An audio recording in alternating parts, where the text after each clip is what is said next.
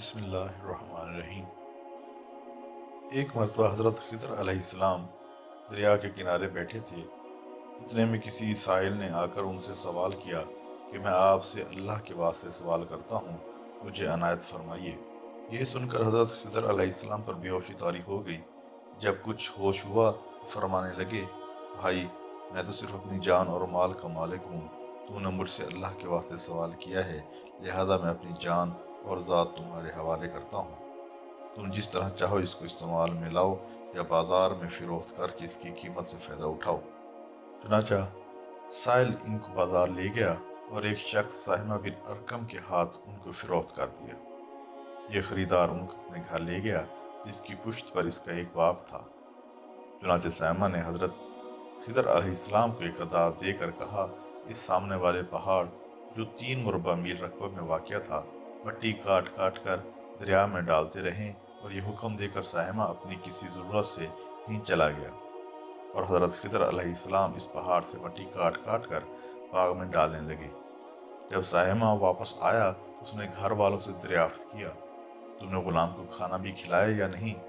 گھر والوں نے جواب دیا کہ ہمیں معلوم نہیں غلام کہاں ہے۔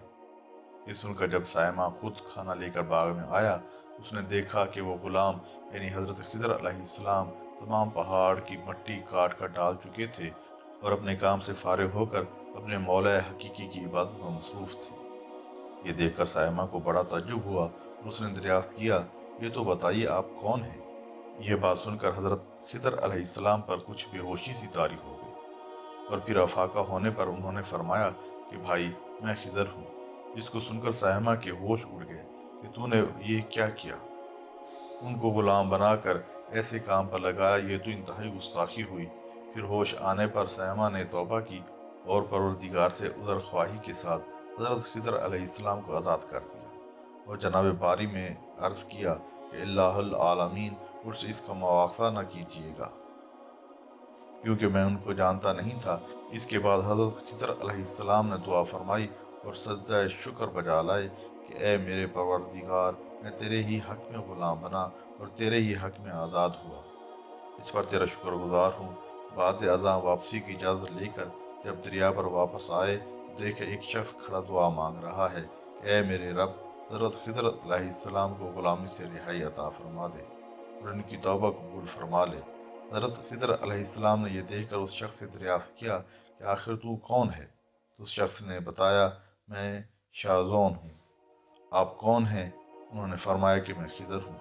اس کے بعد شازون نے کہا، اے خضر، تم نے اپنے لیے رہنے کا مکان بنا کر دنیا طلب کی ہے، کیونکہ حضرت خضر علیہ السلام کا دریا کے کنارے پر ایک عبادت خانہ تھا۔